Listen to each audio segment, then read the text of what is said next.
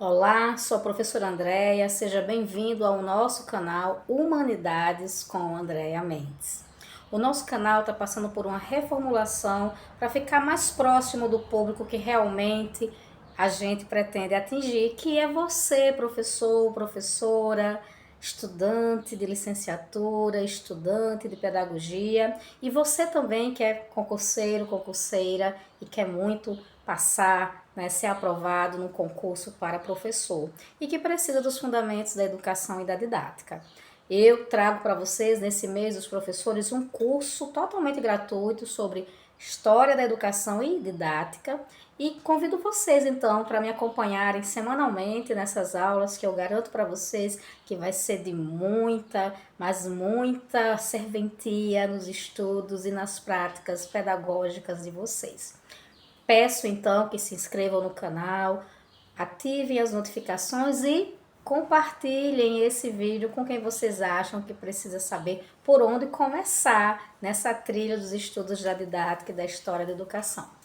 Eu trouxe então aqui 5 obras que são minhas referências iniciais para vocês e que são livros importantes que a gente vai estar aqui apresentando brevemente para que vocês possam depois se aprofundarem. Inicialmente trago aqui a obra de Franco Cambi, que é uma leitura muito ampla e também bastante crítica sobre a história da pedagogia. Franco Cambi começa a sua obra lá no período da Antiguidade, no Egito Antigo, e vai caminhando até os dias atuais, falando sobre o desenvolvimento do pensamento educacional, principalmente no Ocidente. É uma obra bastante robusta, mas ao mesmo tempo é uma obra bastante crítica e que vai nos dar uma visão reflexiva muito aprofundada sobre a história da educação. A segunda obra que eu quero compartilhar com vocês é a obra do Mário Manacorda, que é chamada de História da Educação, da Antiguidade aos Nossos Dias. A obra de Mário Manacorda, ela é um estudo bastante amplo e que também procura fazer a gente entender que a história da educação ela está totalmente vinculada às transformações sociais e que a educação ela depende justamente dos contextos sociais, culturais e políticos para que ela aconteça. Na obra, ele também deixa muito claro as relações existentes entre educação e poder e produção cultural. Então, também começa com o Egito e eu recomendo bastante essa obra pelo seu viés crítico também. A terceira obra é uma obra de filosofia da educação do Howard Osmond e do Samuel Craver, chamada Fundamentos Filosóficos da Educação. Essa é uma obra bastante densa. Confesso para vocês que fiz várias leituras ao longo do tempo e que é um dos meus livros favoritos também, principalmente porque a gente sabe que é impossível pensar nos contextos educacionais sem refletir as correntes de pensamento que estavam por trás, incentivando, influenciando as tomadas de decisões que produziram as mudanças na educação e as reformas. Então é uma obra que eu também bastante recomendo. Já a minha terceira indicação é o livro do Demerval Saviani, História das Ideias Pedagógicas no Brasil. Gente, é um livro de história do Brasil, é apaixonante.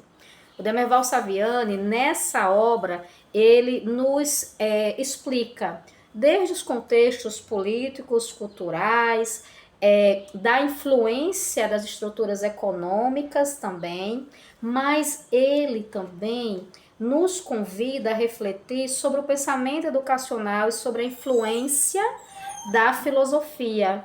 Então eu indico bastante a obra e é uma das minhas favoritas também. Por fim, e não menos importante, o trabalho da professora Maria Lúcia Arruda Aranha, História da Educação e da Pedagogia. Ela consegue, numa obra, condensar a história do Brasil e a história geral da educação, nos dando um panorama bem completo e bastante instigante.